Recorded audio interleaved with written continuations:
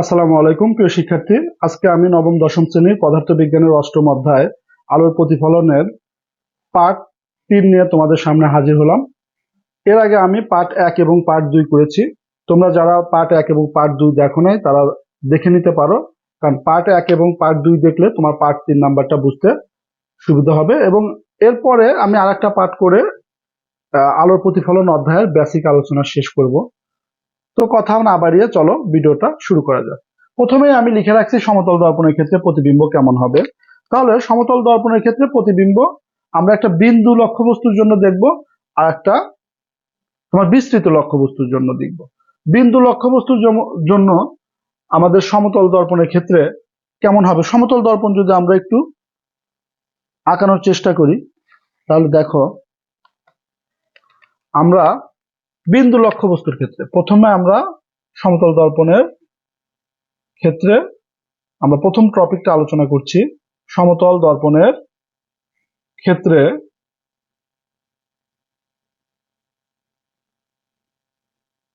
যখন লক্ষ্যবস্তুটা হবে বিন্দু, বিন্দু লক্ষ্যবস্তুর ক্ষেত্রে দেখো বিন্দু লক্ষ্য বস্তুর ক্ষেত্রে প্রতিবিম্ব।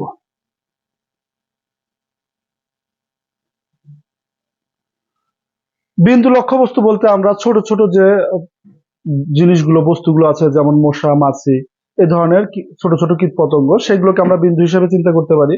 আর বিস্তৃত লক্ষ্যবস্তু কি, যেমন মানুষ, গাছপালা, পাহাড়, দালান কোঠা, এগুলো বিস্তৃত লক্ষ্যবস্তু হিসেবে আমরা চিনতে পারি। তো যাই হোক, চলো আমরা বিন্দু লক্ষ্যবস্তুর ক্ষেত্রে আমরা বিম্বটা কেমন পাবো সেটার জন্য আমরা একটা সমতল দর্পণ, যেহেতু সমতল দর্পণের ক্ষেত্রে আমরা এই ব্যাপারগুলো জানবো, তাহলে আমরা একটা সমতল দর্পণ অঙ্কন করি। দেখো এটা আমরা একটা সমতল দর্পণ আঁকলাম। এখন এই সমতল দর্পণের জন্য আমরা এই পাশটা, তাহলে এটা কি একটা সমতল দর্পণ।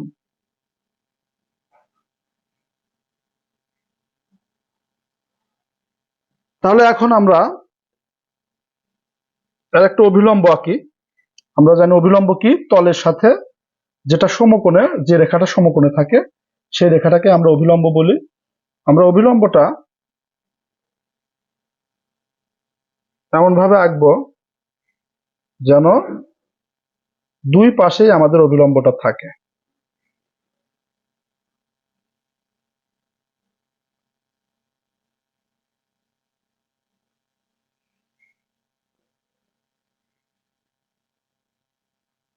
তাহলে আমরা এই দর্পণটার নাম দিলাম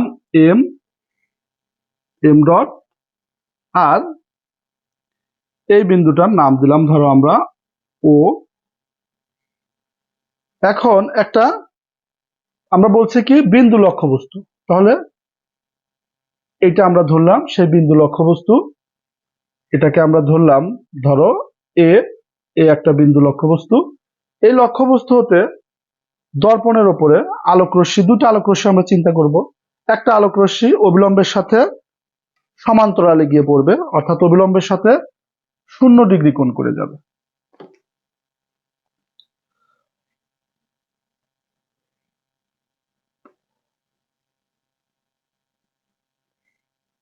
এখানে দর্পণের সোজা যেয়ে পড়বে। দর্পণের পিছনের অংশটা আমরা ডট ডট দিয়ে দেখাই একটু। তাহলে এই একটা আলোক রশ্মি, এই আলোক রশ্মি, এই একটা আলোক উৎস, এই বিন্দু আলোক উৎস, সেখান থেকে আলোক রশ্মি যে দর্পণের উপর পড়বে। এবং এটা কিভাবে প্রতিফলিত হবে, আমরা প্রতিফলনের সূত্র কি জানি? প্রতিফলনের সূত্র আমরা জানি যে কোনো আলোক রশ্মি অবিলম্বের সাথে যে কোণে আপাতিত হয় সেই কোণে কিন্তু প্রতিফলিত হয়, যেটা প্রতিফলনের দ্বিতীয় সূত্র হিসেবে ছিল, আপাতন কোণ এবং প্রতিফলন কোণ সমান। তাহলে এখানে আপাতিত যে হলো আমাদের এই উৎস হতে একটা আলোক রশ্মি যে দর্পণের উপরে, এটা অবিলম্বের সাথে কেমন করে, কত ডিগ্রি কোণ করে আছে? অবিলম্বের সাথে কিন্তু যখন আমরা জানি, যখন একটা আরেকটার উপর পুরো খাড়া ভাবে থাকে তখন কি 90° কোণ থাকে এই দুটো রেখার মধ্যে। এই রেখাটা যখন এই দিকে আর একটা রেখার দিকে যেতে থাকে তখন কিন্তু 90° থেকে কোণটা কমতে থাকে, এবং কমতে কমতে যখন একটা রেখা একটা রেখার উপর পড়ে যায়, সমানভাবে থাকে বা সমান্তরালে থাকে, তখন কিন্তু এদের মধ্যবর্তী কোণ কিন্তু 0 হয়ে যায়। কারণ এখানে 90° থাকে, কমতে কমতে এটা কমতে কমতে হয়তো 40, 30, 20, 10, 5, তারপরে 3, 2, 1, তারপরে একদম 0 হয়ে যায়। তাহলে এই 0 এই রেখাকে যদি আমরা এর উপরে চিন্তা না করে ফাঁকাফাঁকি করে দেই, তাও কিন্তু কোণের পরিমাণটা 0ই থাকবে। অর্থাৎ আমি যেটা তোমাদের বোঝাতে চাচ্ছি সেটা হলো, এ হতে একটা আলোক রশ্মি অভিলম্বের সমান্তরালে গিয়ে যখন দর্পণের উপর পড়ছে, তাহলে অভিলম্বের সাথে এই সমান্তরাল রশ্মিটার মধ্যবর্তী কোণ হলো 0°। তাহলে 0° যদি হয়, তাহলে সে আপাতিত কোণ বা আপাতন কোণ 0°, তাহলে প্রতিফলিত হবেও 0° কোণে, অর্থাৎ একই পথেই প্রতিফলিত হবে। তাহলে প্রতিফলিত হবে এই পথে। তারপরে অপর একটি আলোক রশ্মি আমরা কি করব, অপর একটি আলোক রশ্মি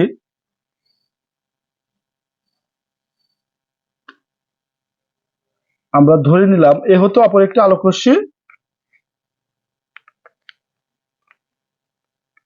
দর্পণের উপর তির্যকভাবে আপাতিত হবে এবং তির্যকভাবে আপাতিত হয়ে ও বিন্দুতে পড়বে। তাহলে এটা কিভাবে প্রতিফলিত হবে দেখো, এটা তির্যকভাবে আপাতিত হয়েছে দর্পণের উপর, আর আমাদের এটা কিন্তু অভিলম্ব, এইটা আমাদের অভিলম্ব। এই অভিলম্ব, এই অভিলম্বের সাথে এটা যদি আই কোণে আপাতিত হয় এবং আয়ের মানটা যদি 30 হয়, তাহলে কিন্তু প্রতিফলিতও হবে 30° কোণে, কারণ আমরা প্রতিফলনের সূত্র অনুযায়ী জানি যে আপাতন কোণ এবং প্রতিফলন কোণ সমান। তাহলে আমরা এমন ভাবে এই দাগটা আমাদের দিতে হবে যেন এখানে যে কোণটা আছে সেই কোণটা ঠিক থাকে।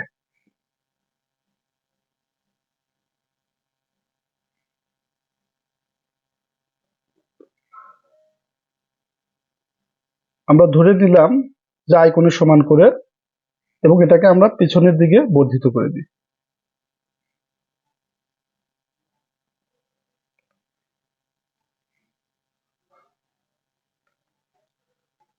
তাহলে এই দ্বিতীয় আলোক রশ্মিটা কিন্তু এই যে এখান থেকে যে ও বিন্দুতে পড়লো, এবং ও বিন্দু থেকে এই পথে, অর্থাৎ ও থেকে আমরা বি পথে আমরা ধরে নিলাম সে প্রতিফলিত হলো, এবং এটা আর, যেখানে আই এবং আর এর মান কিন্তু সমান হবে।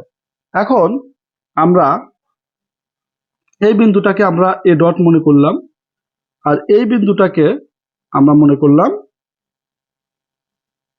কিউ মনে করলাম। তাহলে এই যে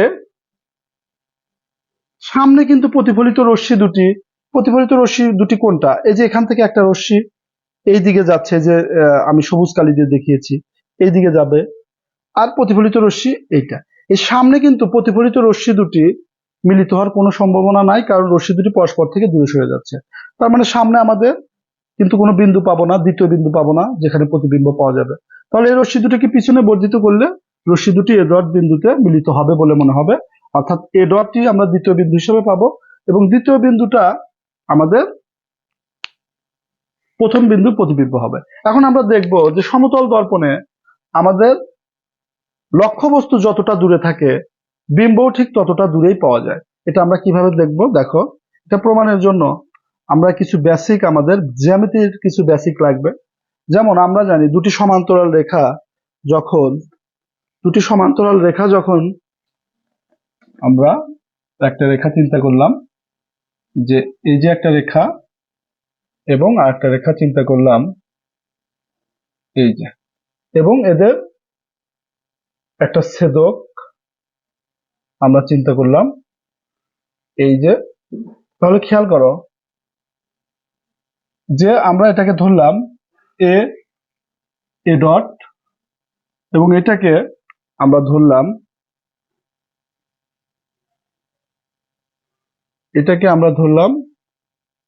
ডি ই। তাহলে এই যে এ ডট এবং ডি ই আর ছেদকটা আমাদের, এটা আমরা এ ও মনে করলাম। আরেকটা ছেদক কিন্তু আছে, সেটা হলো আমরা যদি এইদিকে আরেকটা ছেদক চিন্তা করি, তাহলে এটা হলো আমাদের বি, আর এখানে এই বিন্দুটাকে আমরা এ ডট বললাম। তাহলে খেয়াল করো যে এই যে এ ডট এবং ডিই, এটা কিন্তু এই ডি এর সাথে বা ডি ওর সাথে সমান্তরাল। আমরা প্রথমে যদি চিন্তা করি যে এই সমান্তরাল রেখার ছেদক যে ও এ, তাহলে এই কোণটা এই কোণটা এই কোণের সমান হবে, কারণ এরা হলো একান্তর কোণ। আবার এই যে সমান্তরাল রেখার নিচে যে কোণটা, এখানে দেখো এই রেখাটা যদি আরেকটু বাড়তি থাকতো, তাহলে এটাও সমান্তরাল রেখার নিচে, এটাও সমান্তরাল রেখার নিচে, তাহলে এই কোণগুলো, এই কোণ আর এই কোণ সমান হতো, যাকে আমরা অনুরূপ কোণ বলি। যাই হোক, আমরা আগে একান্তর কোণ যে সমান সেটা আগে দেখি আমরা। তাহলে এখানে যদি আমরা দেখো এই চিত্রের ক্ষেত্রে আমরা এ কিউ এবং ডিও দুটি সমান্তরাল রেখা, কিন্তু আমরা এই চিত্রের ক্ষেত্রে প্রমাণ করব যে এ কিউ যতখানি এ ডট কিউ ততখানি। তাহলে চিত্রে আমরা বলতে পারি কি, যে এ কিউ সমান্তরাল ডিও, এবং এই যে ও এ, এদের একটা কিন্তু ছেদক, এ ও এদের একটি ছেদক। ছেদক যদি হয়, তাহলে আমাদের এই যে আই কোণ আর এই কোণটা কিন্তু আমাদের সমান হবে, কারণ হলো একান্তর কোণ। তাহলে আমরা বলতে পারবো কি, যে অ্যাঙ্গেল কিউ এ ও সমান অ্যাঙ্গেল এ ও ডি সমান, কারণ কি, একান্তর কোণ। একান্তর কোণ পরস্পর সমান হয়। অপরদিকে তাহলে এই কোণ আমরা সমান পেলাম। আবার আমরা যদি, এবং এটা কার সমান ছিল, এটা কিন্তু আপাতন কোণের সমান ছিল। তাহলে একান্তর কোণ তো আমরা লিখবই, এটা ইকুয়াল আই, তারপরে লিখবো আমরা একান্তর কোণ।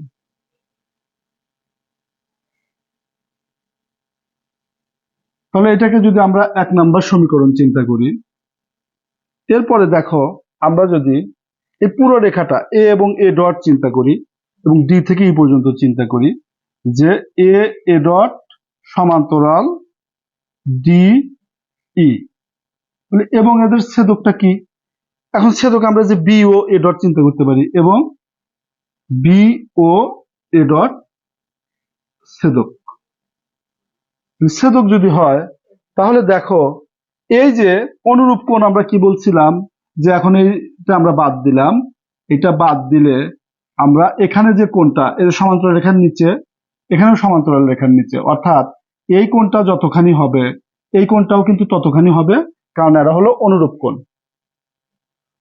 এই অনুরূপ কোণ সমান হয়, তাহলে এখানে এই যে আর দেখো সমান্তরাল রেখার নিচে, আবার এটাও সমান্তরাল রেখার নিচে, তার মানে হলো আমরা বলতে পারবো যে এই কোণটা, অর্থাৎ angle Q A dot O সমান হবে angle D O B, angle D O B, যেটাকে আমরা প্রতিফলন কোণ বলতেছি, এটা আর, এবং এটা কেন সমান, কারণ হলো অনুরূপ কোণ।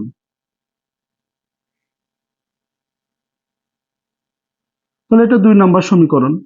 প্রতিফলনের সূত্র অনুযায়ী যেহেতু আমাদের আই সমান সমান আর, তাহলে সুতরাং 1 ও 2 হতে আমরা কি লিখতে পারবো, যে এগুলো সমান এগুলো লিখতে পারবো, অর্থাৎ এই যে A dot Q A dot O এইটা, এবং এই যে কিউ এ ও, অর্থাৎ এই যে এটার প্রথম অংশ, অ্যাঙ্গেল কিউ এ ও সমান angle Q A dot O, অর্থাৎ আমাদের চিত্রে যদি তাকাই, কিউ এ ও অর্থাৎ এই কোণটা, Q A dot O Q A dot অর্থাৎ এই কোণটা, তার মানে এই কোণটা আর এই কোণটা সমান কিন্তু। আর এখানে যেহেতু লম্ব ভাবে আছে মানে 90 ডিগ্রি কোণ করে আছে, তাহলে এই দুটো ত্রিভুজ যদি আমরা চিন্তা করি, ত্রিভুজ এ কিউ ও অর্থাৎ এই ত্রিভুজটা এ ও কিউ এবং ত্রিভুজ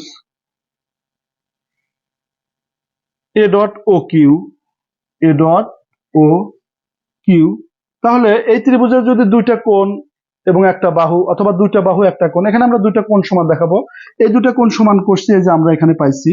তাহলে angle Q A O equal angle Q A dot O, এবং আর একটা কোণ আমাদের কিন্তু এই যে এ কিউ ও, এ কিউ ও সমান angle A dot Q O, A dot Q O অবিলম্বের সাথে 0 ডিগ্রি কোণ করে আছে এবং তলের সাথে 90 ডিগ্রি কোণ করে আছে। তাহলে আমরা দুটা কোণ সমান দেখিয়ে ফেলেছি। এখন একটা বাহু, এই যে এই ত্রিভুজ আর এই ত্রিভুজের মধ্যে দেখো ও কিউ বা কিউ ও, আমাদের বাম পাশের ত্রিভুজেও কিউ ও রেখাটা আছে, বা ডান পাশের ত্রিভুজেও কিন্তু কিউ ও রেখাটা, অর্থাৎ এই দুটো হলো সাধারণ বাহু। তাহলে সুতরাং আমরা বলতে পারবো কি, ত্রিভুজ দুটো সর্বসম, ত্রিভুজ এ ও কিউ সর্বসম ত্রিভুজ এ ডট ও কিউ। এখন সর্বসম হলে ত্রিভুজের কি সব বাকি বাহুগুলো সমান হবে, অর্থাৎ এ ও সমান হবে এ ডট ও এর এবং এ কিউ সমান হবে এ ডট কিউ এর। তাহলে আমরা সুতরাং বলতে পারবো A Q equal A dot Q, অর্থাৎ আমরা এই কিউটা এর থেকে কিউ পর্যন্ত ছিল আমাদের লক্ষ্যবস্তুর দূরত্ব এবং এ ডট কিউ হলো আমাদের প্রতিবিম্বের দূরত্ব। দুটো সমান পাইছি, মানে হলো সমতল দর্পণে লক্ষ্যবস্তু দর্পণ থেকে যতটুকু দূরে থাকে বিম্বেও ঠিক ততটুকু দূরত্বেই পাওয়া যায়। এটাই আমাদের প্রমাণের মেইন উদ্দেশ্য ছিল এবং এটা আমরা প্রমাণ করতে পেরেছি। এটা বিন্দু লক্ষ্যবস্তুর ক্ষেত্রে আমরা দেখিয়েছি। তো এখন আমরা সমতল দর্পণের ক্ষেত্রে বিস্তৃত লক্ষ্যবস্তু যদি থাকে সেই ক্ষেত্রে আমরা কেমন বিম্ব পাবো সেটা এখন আমরা দেখব। দেখো, তাহলে আমরা আবার একটু সমতল দর্পণ একটা আঁকাই।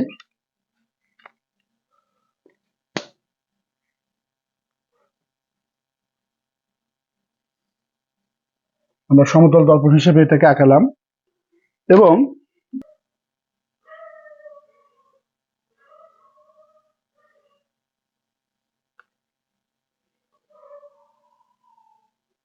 আমরা অভিলম্ব আঁকাচ্ছি সমতল দর্পণের জন্য।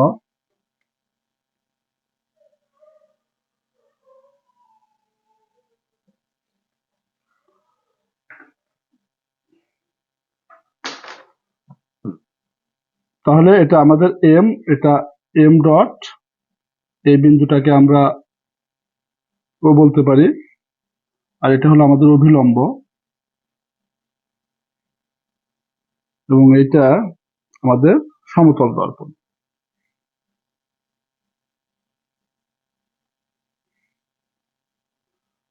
তাহলে বিস্তৃত বস্তুটা কেমন হবে?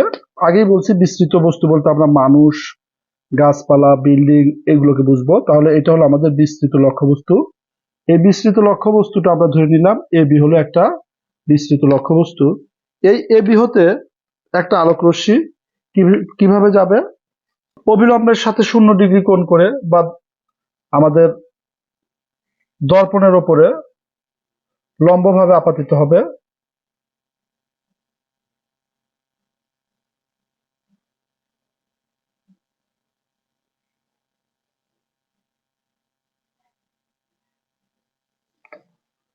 তাহলে যেহেতু এটা দর্পণের উপর লম্বভাবে আপাতিত হয়েছে, তাহলে এটা কিন্তু একই পথে আবার প্রতিফলিত হবে। আমরা ধরে নিলাম এটা পি। এখন আর একটা রশ্মি, শীর্ষ তার একটা রশ্মি আসবে, দর্পণের ও বিন্দুতে আপাতিত হবে এবং এটা যে কোণে অবিলম্বের সাথে যে কোণ উৎপন্ন করবে একই কোণে কিন্তু প্রতিফলিত হবে। তাহলে আয়টা যতখানি, আরটাও আমাদের কিন্তু ততখানি হবে।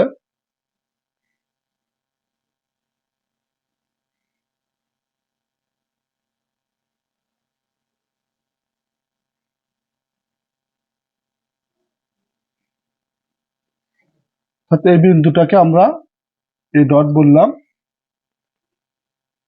তাহলে এখন খেয়াল করি, আমাদের এখানে এই আই যতখানি আরো কিন্তু আমাদের ততখানি হবে। তাহলে আরেকটা আলোক রশ্মি, এটা এখান থেকে গেল, এখানে আরেকটা আলোক রশ্মি এই নিচ থেকে যাবে, এবং দর্পণের ওপর যেহেতু এটা অবিলম্ব বরাবর অর্থাৎ 0 ডিগ্রি কোণ করে পড়ছে, তাহলে এটা একই পথে প্রতিফলিত হবে।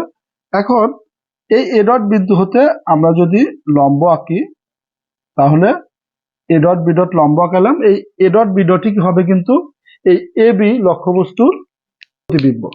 এখন এই প্রতিবিম্ব আমাদের, প্রতিবিম্বকে সঠিকভাবে বর্ণনা করার জন্য তিনটা তথ্য আমাদের প্রয়োজন হয়, তিনটা তথ্য উল্লেখ করতে হয়। সেটা হলো প্রতিবিম্বের অবস্থান, তারপরে প্রতিবিম্ব, প্রকৃতি এবং আকৃতি। অবস্থান বলতে আমরা বুঝি যে প্রতিবিম্বটা আসলে কোথায় অবস্থিত, মানে দর্পণ হতে কত দূরে অবস্থিত, সেটাকে আমরা বুঝি। আর প্রকৃতি বলতে আমরা বুঝি যে প্রতিবিম্বটা বাস্তব না অবাস্তব, সোজা না উল্টো, এটা আমরা বুঝে থাকি প্রকৃতি বলতে। আর আকৃতি বলতে আমরা বুঝি প্রতিবিম্বটা লক্ষ্যবস্তুর তুলনায় ছোট নাকি বড়, নাকি লক্ষ্যবস্তুর সমান, এই ব্যাপারগুলো আকৃতির ক্ষেত্রে আমরা বুঝে থাকি। তো প্রতিবিম্ব বর্ণনার জন্য এই তিনটা তথ্য আমাদের জানা দরকার। আমরা আগের বিন্দু লক্ষ্যবস্তুর ক্ষেত্রে যে বিম্বটা দেখিয়েছিলাম, সেটা কিন্তু আমরা এই পাশেই বিম্বটা পেয়েছিলাম, অর্থাৎ দর্পণের পেছনে যদি হয় সেটা অবাস্তব প্রতিবিম্ব, আর অবাস্তব প্রতিবিম্বগুলো সবসময় সোজা হয়। এবং এখানে আমরা বস্তুর জন্য যে লক্ষ্যবস্তুর জন্য আমরা যে বিম্বটা পেলাম, এটাও কিন্তু দর্পণের পিছনে, এটাও অবাস্তব প্রতিবিম্ব। এবং এক্ষেত্রে সমতল দর্পণের ক্ষেত্রে লক্ষ্যবস্তু যতখানি থাকে প্রতিবিম্ব ততখানি পাওয়া যায়, এবং লক্ষ্যবস্তু দর্পণ থেকে যতটুকু দূরে অবস্থান করে প্রতিবিম্ব কিন্তু দর্পণ থেকে ঠিক ততটুকু দূরেই অবস্থান করে। তাহলে আমরা সমতল দর্পণের ক্ষেত্রে বিন্দু লক্ষ্যবস্তুর ক্ষেত্রে প্রতিবিম্ব এবং বিস্তৃত লক্ষ্যবস্তুর ক্ষেত্রে প্রতিবিম্ব কেমন হবে সেটা দেখে ফেললাম। এটাকে তার আমরা প্রমাণ করলাম না যে এপি আর এ ডট পি সমান, কারণ আমরা আগেরটাতে দেখিয়েছি। ওইভাবেই এটাও প্রমাণ করা যাবে যে আমাদের লক্ষ্যবস্তুর যে দূরত্ব এপি যতখানি, এ ডট পিও কিন্তু ততখানি, সে একইভাবে আমরা প্রমাণ করতে পারবো। তো আমাদের সমতল দর্পণের ক্ষেত্রে যে বিম্ব কেমন হবে সেটা আমরা জেনে ফেললাম। এরপরে আমরা জানবো উত্তল দর্পণের ক্ষেত্রে প্রতিবিম্ব কেমন হবে। এখন আমরা জানবো 2 নাম্বার টপিকটা নিয়ে আমরা আলোচনা করব, উত্তল দর্পণের ক্ষেত্রে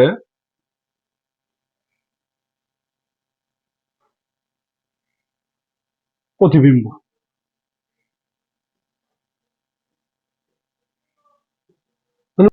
তাহলে উত্তল দর্পণ আমরা কি বলছিলাম, যে দর্পণের উত্তল অংশ প্রতিফলক পৃষ্ঠ হিসেবে থাকবে সেই দর্পণটাকে আমরা উত্তল দর্পণ বলেছিলাম। অর্থাৎ এই অংশটা প্রতিফলক পৃষ্ঠ হিসেবে থাকবে, আর আমাদের সিলভারিং বা রং করা থাকবে এই ভিতরের অংশটা, অবতল অংশটা আমাদের সিলভারিং বা রং করা থাকবে। তাহলে এই উত্তল দর্পণের ক্ষেত্রে আমাদের বিম্বগুলো কেমন হবে সেটা, বা বিম্ব বা প্রতিবিম্ব কেমন হবে সেটা আমরা দেখব। দেখো, তাহলে আমরা প্রধান অক্ষটা এঁকে নেই। আঁকানোর পরে আমরা যে কাজটা করব, আমরা ধরে নিলাম এটা হলো বক্রতার কেন্দ্র, এবং ঠিক মধ্যবিন্দু হবে বক্রতা ফোকাস বিন্দু, আর এটা হবে আমাদের মেরু, আর দর্পণটার নাম দিলাম আমরা এম ডট। এখন উত্তল দর্পণের ক্ষেত্রে লক্ষ্যবস্তু আমরা যেখানেই আঁকাই না কেন, দেখো আমরা আমাদের সুবিধা মতো একটা জায়গায় লক্ষ্যবস্তু নিলাম, যে লক্ষ্যবস্তুটা নাম দিলাম আমরা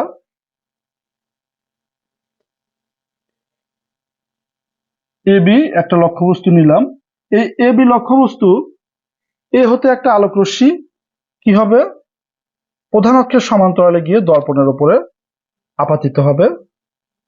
তাহলে দর্পণের উপর প্রধান অক্ষের সমান্তরালে যে আলোক রশ্মিটা আপাতিত হয়, সেই আলোক রশ্মিটা এমন ভাবে প্রতিফলিত হবে যেন মনে হবে যে ফোকাস বিন্দু থেকে যাচ্ছে। তাহলে এটা প্রতিফলিত হবে মূলত এই পথে, কিন্তু দেখেও মনে হবে যে ফোকাস বিন্দু থেকে আলোক রশ্মিটা যাচ্ছে, এইদিকে প্রতিফলিত হবে। এবং আরেকটা আলোক রশ্মি হতে আমাদের এমন ভাবে দর্পণের উপর এসে পড়বে, যেন মনে হবে বক্রতা কেন্দ্র থেকে আলোক রশ্মিটা আসতেছে। তাহলে এই পাশে, এটা যেহেতু দর্পণের পেছনের পাশ, এই জন্য এই পাশটা আমরা ডট ডট দিয়ে দেবো, আর এই পাশটা আমরা স্পষ্ট করে দেবো। তাহলে এখানে দেখো, এই আলোক রশ্মিটা এইভাবে এসে দর্পণের উপর পড়বে, আর বক্রতার কেন্দ্র বরাবর যে আলোক রশ্মি পড়ে সেটা একই পথে আবার প্রতিফলিত হয়।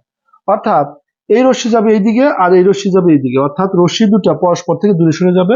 এটা এটা কিন্তু এখন দর্পণের সামনের সাইড, এটা কিন্তু দর্পণের পেছনের সাইড। যে পাশটা রং করা থাকে সেটা দর্পণের পেছনের সাইড। তাহলে দর্পণের পেছনের সাইডে কিন্তু রশ্মি দুটি মিলিত হবে, ধরো এই বিন্দুতে। আর দর্পণের সামনের সাইডে যেহেতু এ যাবে এইদিকে আর ও যাবে উপরের দিকে, অর্থাৎ পরস্পর থেকে দূরে সরে যাবে, মিলিত হওয়ার কোনো সম্ভাবনা নাই। তাই এই বিন্দুতে মিলিত হবে বলে মনে হয়, কারণ এটা দর্পণের পিছনে, এটা আমাদের একটু কল্পনা করে নিতে হবে। তাহলে এই এ ডট বিন্দুতে মিলিত হবে বলে মনে হয়, এবং এ ডট বি ডটই হবে এ বি, লক্ষ্যবস্তুর অবাস্তব প্রতিবিম্ব। তাহলে এখানে আমরা বর্ণনাটা উত্তল দর্পণের ক্ষেত্রে আমরা এই লক্ষ্যবস্তু যেখানেই রাখি না কেন, এখানে রাখছি, দর্পণ থেকে এই দূরত্বে রাখছি, কাছে রাখি, আরো দূরে রাখি, উত্তল দর্পণের ক্ষেত্রে মনে রাখবে সবসময়ই কিন্তু অবাস্তব প্রতিবিম্ব পাওয়া যাবে, এবং প্রতিবিম্বটার অবস্থান সবসময়ই ফোকাস এবং মেরুর এই অংশের মধ্যেই থাকবে, ফোকাসের বাইরেও যাবে না, আবার মেরুর পাশেও আসবে না, সবগুলো চিত্রের ক্ষেত্রে। তাহলে একটা চিত্রের বর্ণনা আমরা যদি একটু বর্ণনা করি, যে চিত্রে দুটো রশ্মির বর্ণনা আমরা দেবো। চিত্রে এবি একটি লক্ষ্যবস্তু,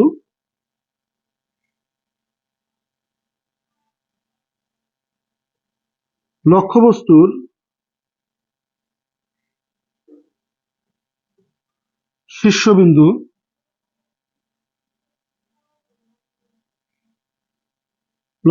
শীর্ষবিন্দু এ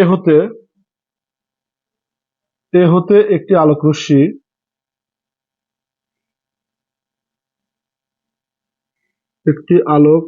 রশ্মি প্রধান অক্ষের সমান্তরালে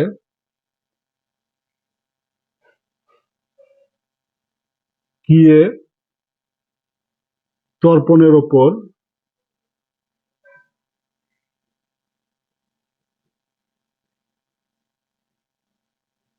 আপতিত হয় এবং এমনভাবে প্রতিফলিত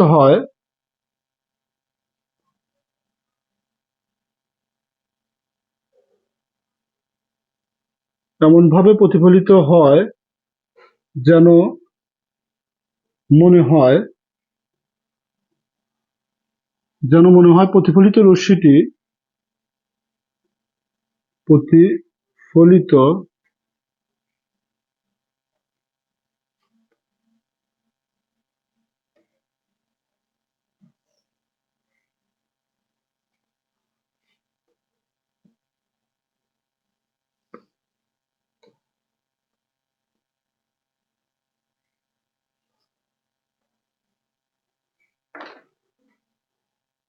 প্রতিফলিত হয় যেন মনে হয় প্রতিফলিত রশ্মিটি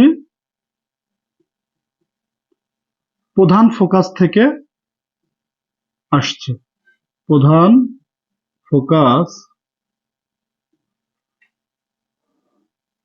থেকে আসছে। এ হতে অপর একটি আলোক রশ্মি, এ হতে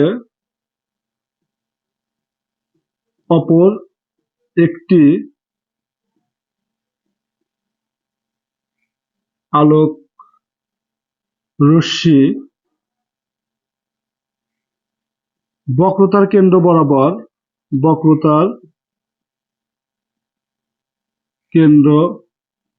বরাবর দর্পণের ওপর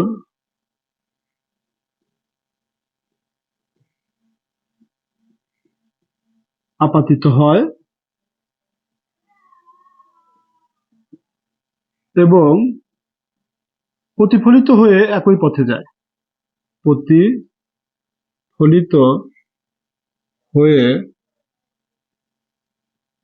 একই পথে যায়। অর্থাৎ এই যে এ হতে এই বক্রতার কেন্দ্র বরাবর এই রশ্মিটা আপতিত হয় এবং এখানে এসে বাধা পেয়ে আবার একই পথে ফেরত যায়। তাহলে প্রতিফলিত রশ্মি দুটি দর্পণের সামনে মিলিত হওয়ার কোনো সম্ভাবনা নেই। প্রতিফলিত রশ্মি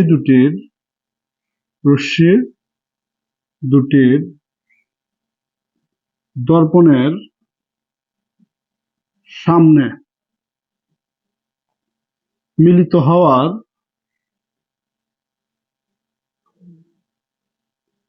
কোনো সম্ভাবনা নেই।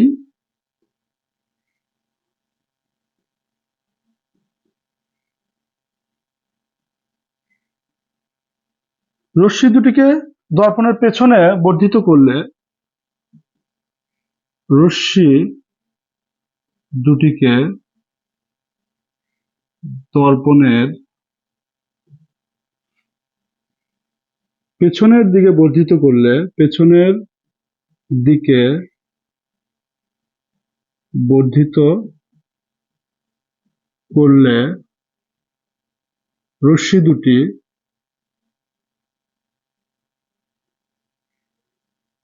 এ ডট বিন্দুতে মিলিত হবে বলে মনে হয়। এ ডট বিন্দুতে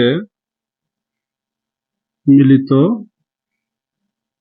হবে বলে মনে হয়। এ ডট বিন্দু হতে প্রধান অক্ষের ওপর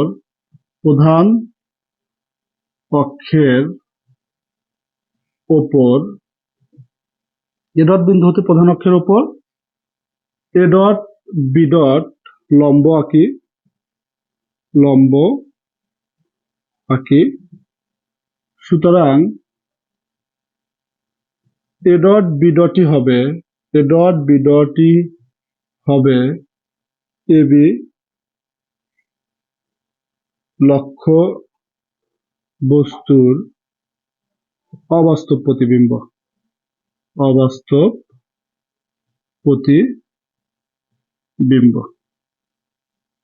তাহলে প্রতিবিম্বের অবস্থান সঠিকভাবে বর্ণনার জন্য আমাদের তিনটা তথ্য উপস্থাপন করা লাগে। সে তিনটা তথ্য, তাহলে অবস্থান আমরা কোথায় বলবো? অবস্থানটা আমাদের প্রতিবিম্ব কোথায় পেলাম? আমরা প্রতিবিম্ব পেলাম হলো এই যে এই দাগ দেওয়া, এই কাটা কাটা দাগ দেওয়া, এটা হলো আমাদের সিলভারিং করা বা রং করা অংশ। তাহলে রং করা অংশটা হলো পিছনের অংশ, তাহলে দর্পণের পেছনে অবস্থানটা হবে দর্পণের পেছনে। তাহলে প্রকৃতি হলো সোজা নাকি উল্টো, বাস্তব নাকি অবাস্তব। এটা দেখো, এটার মাথাও যখন বিন্দু আমরা প্রধান অক্ষের উপরে পাবো তখন মাথা উপরের দিকে থাকবে, বিন্দু যখন আমরা প্রধান অক্ষের নিচে পাবো তখন মাথা নিচের দিকে থাকবে। বিন্দু যেহেতু প্রধান অক্ষের উপরে পেয়েছি তাহলে মাথা উপরের দিকে, বস্তুর মাথাও কিন্তু উপরের দিকে অর্থাৎ সোজা। তাহলে প্রকৃতি হলো সোজা, ও সোজাগুলো সবসময় অবাস্তব হবে, মনে রাখতে হবে। এবং আকৃতি বলতে লক্ষ্যবস্তুর চাইতে বিম্বটাকে ছোট দেখা যাচ্ছে না বড় দেখা যাচ্ছে নাকি সমান দেখা যাচ্ছে। আমরা লক্ষ্যবস্তু যতখানি দেখা যাচ্ছে বিম্ব কিন্তু তার চাইতে ছোট দেখা যাচ্ছে, তাহলে আমরা লিখব ছোট বা খর্বিত।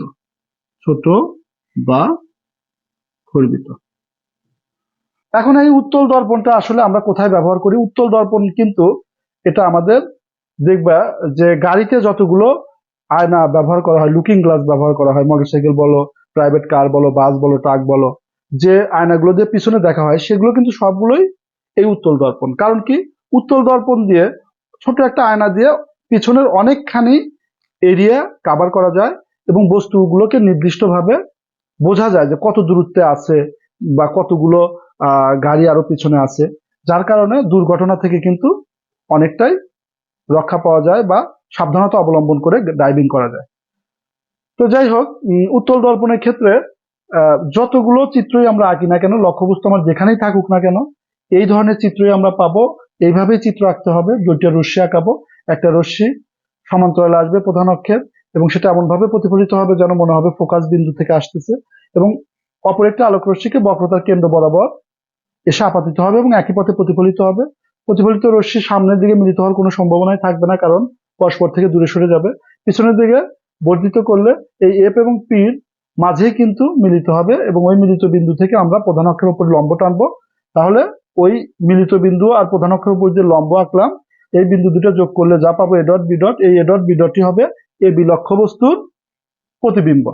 এখন যেখানেই রাখি না কেন, এখানে আরেকটা জিনিস বোঝার আছে, যদি আমরা ধরো এইটাকে আমরা 1 নাম্বার পজিশন মনে করলাম, 1 নাম্বার পজিশন, তাহলে এই 1 নাম্বার পজিশনের জন্য আমাদের বিম্ব কিন্তু এই বিম্বটা আমরা পেলাম, এটাকে আমরা 1 নাম্বার পজিশনের বিম্ব পেলাম। এখন লক্ষ্যবস্তু যদি আমার দর্পণের কাছে এগিয়ে আসে তাহলে আমাদের কি রকম হবে দেখো। দর্পণের কাছে লক্ষ্যবস্তুটা আসলে এটা আমাদের 2 নাম্বার, এটা 2 নাম্বার অবস্থান, এবং এখানেও আমরা লক্ষ্যবস্তু এ বি লিখলাম, এ বি এই 2 নাম্বার অবস্থানের জন্য এ বি যখন থাকবে তখন দেখো এইভাবে আসবে, তাহলে রশ্মি কিন্তু আমাদের এইটাই থাকবে, এই সমান্তরাল ভাবে যেটা আছে ওটা কিন্তু ঠিকই থাকবে। মাঝখান থেকে এই 2 নম্বর অবস্থানের জন্য আমরা যদি বক্রতার কেন্দ্র বরাবর আলোক রশ্মি আমরা চিন্তা করি, আলোক রশ্মিটাকে একটা রশ্মি তো বক্রতার কেন্দ্র বরাবর আসবে, দেখো বক্রতার কেন্দ্র বরাবর যখন আসবে একটা আলোক রশ্মি, এখান থেকে আমরা এই পিছনের অংশটা যেহেতু ডট ডট দিয়ে লিখবো আর এই অংশটা আমরা পূর্ণ দেব, তাহলে এখন আমাদের এই পথে আসবে, এই পথে প্রতিফলিত হবে। এখন কিন্তু মিলিত বিন্দুটা এই জায়গায়, তাহলে এখন যদি আমরা বিম্বটা আঁকি, একটাকে আমরা এই পাশে দেখি, বিম্বটা যদি আঁকাই, তো বিম্বটা দেখো তো আগে আসছিল মাথা এখান থেকে এখানে, এখন মাথা এখান থেকে এখানে, আগের চাইতে এখন এই 2 নাম্বার পজিশনের বিম্বটাকে কি বড় দেখা যাচ্ছে না? এইটা ছিল আমাদের 1 নাম্বার পজিশনের, আর এটা হলো আমাদের 2 নাম্বার অবস্থানের জন্য বিম্ব। আবার যদি লক্ষ্যবস্তু যদি আরো কাছে নিয়ে আসি, অর্থাৎ আমরা লক্ষ্যবস্তু নিয়ে আসলাম ধরো এই জায়গায়, দর্পণের আরো কাছে নিয়ে আসলাম, এখানে এটা আমরা 3 নাম্বার পজিশন যদি চিন্তা করি, তাহলে 3 নাম্বার পজিশন, তাহলে এই যে এ বি লক্ষ্যবস্তু এখন 3 নাম্বার পজিশনের জন্য আমাদের সমান্তরাল রশ্মি যেটা সেটা তো থাকলোই।